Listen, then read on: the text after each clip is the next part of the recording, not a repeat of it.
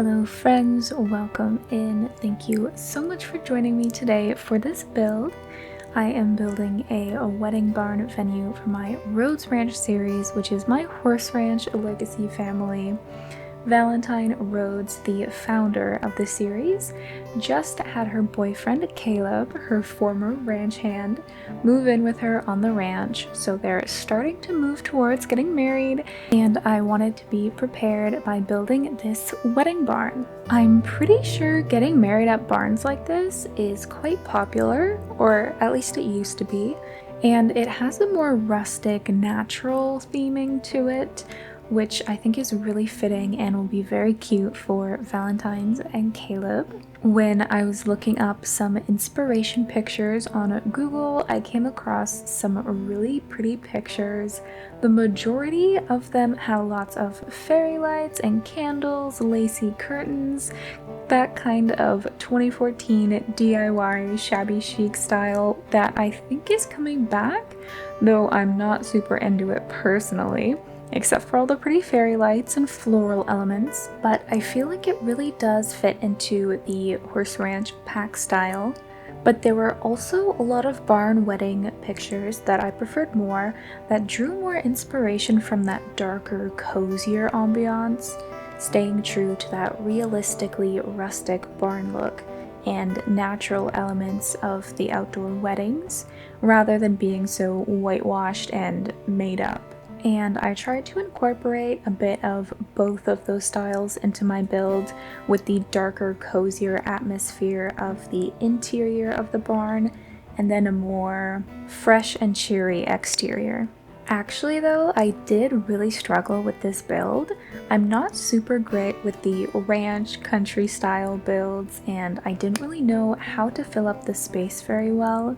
However, I knew that I wanted the barn to be the reception, dining hall, dance hall kind of space, and the actual wedding area to be outside in a gazebo, because that's also something I saw a lot of when looking at pictures of barn weddings, and I thought that was super pretty and allowed the barn to be a bit smaller since the lot itself isn't too big.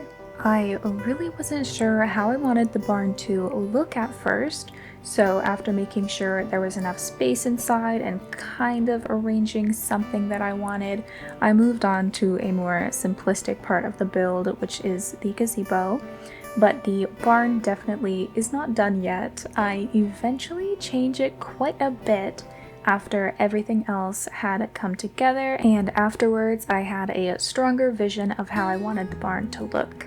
I initially was using a reference image of a barn that was stained or maybe painted a very dark brown, and it was pretty weathered, but it still had a very elegant look to it that played off the pretty wedding decor really well.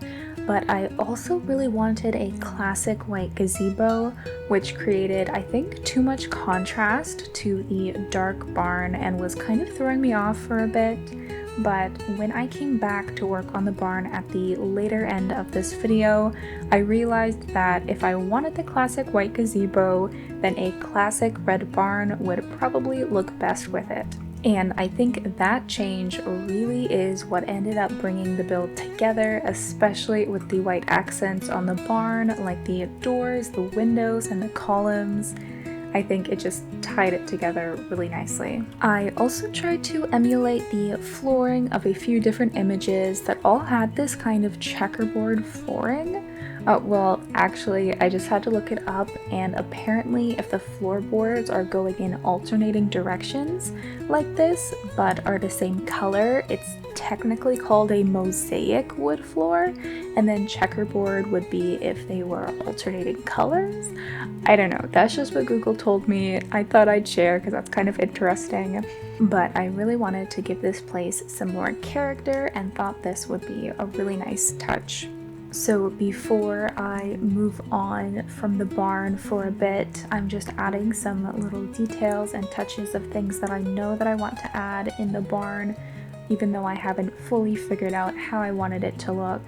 I'm just like, getting a vision for it. But I feel like you can probably tell that I have no idea what I'm doing. And after I finished kind of this little barn bit. I actually just saved and closed the game. I couldn't think about it anymore. I needed to give myself a break and go to sleep. The next day I continued working on this, and I felt like I had a bit more perspective on what I wanted to do. And then when I came back the next day, I started working on the gazebo, as you can see, and I actually completely flipped the lot around so that the gazebo was at the back.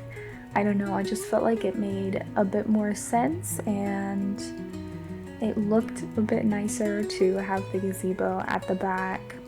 And I didn't really give much of an entrance because this lot is so small, even though I really wanted to use this lot because it's kind of out of the way and has the appearance of maybe an old farmland or something, abandoned area, because my kind of story for this build is that it was originally an actual barn that had been left abandoned for a really long time until someone bought it and fixed it up specifically as a wedding venue. So, you know, fresh coat of paint, new floors, or I guess adding floors because it would have been dirt, right? But yeah. So there is still some rustic charm to it, but for the most part, it's all been pretty refurbished. And that's also the excuse I'm using as to why I forgot to put a bathroom in the barn.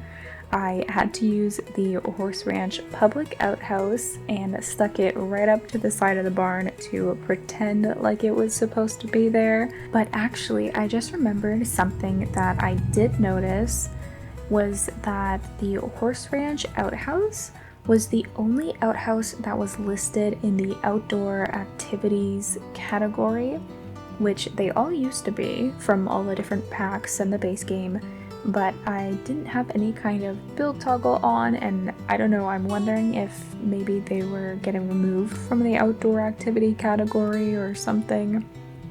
I thought it was really weird. I think all the outhouses are also in the toilet category, but honestly, I completely forgot about that while I was building, and so I just used the Horse Ranch one, and it was fitting anyway. But I'll try to remember to look into that the next time I'm in the game, because those outhouses are such a lifesaver. I cannot build without them. It never fails. I always forget to put bathrooms in my community lots. I don't know why. So now we are getting to the part of the build where everything is kind of starting to come together. The lot has been now switched around, which I think makes a huge difference. And then the barn is going to be turning red really soon. I'm just watching it back, and yes, that red barn makes such a big difference to the look of the venue. I'm really glad that I made that change. I'm also just now remembering that I completely forgot to actually turn the lot venue type into a wedding venue. So I have no idea if any of the, my wedding story stuff is gonna work with this, but mostly I'm just going to come here as just like a normal Sims wedding, not a My Wedding Story wedding, I don't think. I don't know, we'll see. But I did add an aisle, however, it's not going up to the archway, so I honestly have no idea if that's even gonna function or what. If maybe you can kind of send your Sims down it and then go just have a normal wedding over at the arch. I have no idea. I was a little bit concerned though towards the end that the inside of the barn was looking a little bit dark. However, I do fix that, I think, by adding a little bit more lights and also fairy lights galore, like on every wall everywhere, and also that really pretty plant curtain. I think that just adds such a beautiful, whimsical, enchanting, natural look to the barn, and in a lot of the pictures that I saw, there are those kind of very plant greenery details, so I felt like it was really fitting, and they just tie so well into I don't just like the brown woodsy kind of look that the inside of the barn really has, especially because of those spooky day wood panel wallpaper. I actually really love the look that it gave to this barn, and I don't think the build would have looked quite the same without it. You can see that I also really tried to use that fairy light curtain wall decor piece from the high school pack, I believe. It is so pretty. I wanted to use it, but I just could not figure it out. So I went with regular fairy lights instead, which I think turned out super pretty as well. I also ended up using the ceiling light starry kind of looking thing from, I think, Lovestruck. And I have no idea how that's gonna look in game, but I thought it looked really magical and really pretty. And I'm really interested to see how those actually function because I've never used that item before. The landscaping was also quite tricky for me because I'm more used to like Willow Creek suburban kind of landscaping and not so much desert, especially because most of the plants that are around the world are of course in live edit mode, debug, or whatever it's called, and I didn't feel like going in there and digging around, so I just had to kind of make it work with things that were already in the regular category. So I really tried to pull a lot of that silver and yellow out of the landscaping that surrounded the lot, and I think I did a pretty decent job of it. Although, as usual, I think I did go a little overboard with the plants, but I just can't stop myself. I want to fill up all the space with plants and make it look really full. But honestly, there wasn't that much useful space anyway, so it's not too big of an issue on this lot, I don't think. So I used the really big aloe plant everywhere, which I've never used before, but actually like the texture and everything of it looks really realistic. It's kind of surprising. And of course I used my new favorite hosta plant in that really pretty silver color. And then also the little horse ranch flowers, sized up mostly and also kept small as well in certain places. But I think those plants really do pull out the silver and yellow in the surrounding areas and look really pretty together. Speaking of plants though, I've been watching a few videos of the new Enchanted by Nature pack. Just some build, not any gameplay to save myself from spoilers. However, something I'm really excited about in that pack is the new plants. I really hope they're actually in the game and not stuck behind debug, but there were these huge alliums that were so pretty and these giant hostas, and I am so excited to build with all of those new plants. I feel like I'm going a little bit plant crazy in real life, building up my real life garden and everything with these plants, and seeing them in the game and like recognizing them is so fun.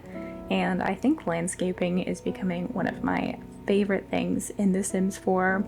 I don't know, there's just something about how pretty and how good landscaping just brings the entire build together. I don't know, it gets me so excited. So seeing such new good plants in the new pack is very exciting for me and makes me super happy. Okay, and then here we are at the end stages of the build, adding the last final touches. I added a bunch of candles around the gazebo and around the plants and everything to make it look very pretty. Oh, I just remembered I wanted to add fireflies and I completely forgot. I will have to go in and add that. That is so devastating. That's okay. You wouldn't be able to see the fireflies in build mode anyway, but I need to add those before I do anything, because I'm really thinking of doing like kind of an evening and night wedding for Valentine and Caleb, and I think it'll be super pretty out with all of these fairy lights and candles and fireflies glowing in the dark. I don't know, I'm excited about it. Looking back on the build at this stage, it looks so pretty, and I don't know, I feel like because I was so nervous and stuck with it and struggling in the beginning, I forgot how good it turned out looking at the end.